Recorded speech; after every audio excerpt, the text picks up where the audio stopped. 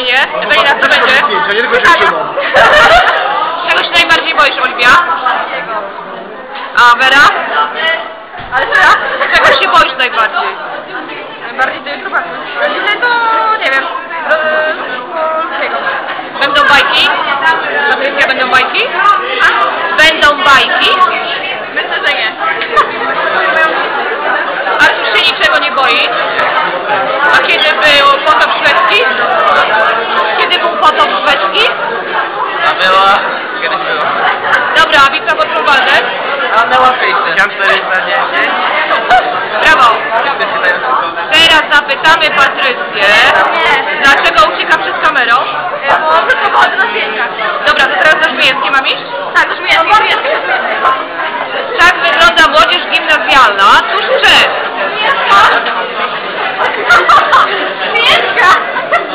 Agnieszko, pani wychowawczyni cię woła. Pokaż legitymację. Podpisa. Oj, nie wpuszczą cię, nie wpuszczą cię. Ula nam powie, kim się zakochał Zygmunt August. Kim się zakochał Zygmunt August? Ale ja nie pytałam. Kto wie, kim się zakochał Zygmunt August? Augustie jakieś. No przecież mówię, że w Barbarze Radziwiłłównie.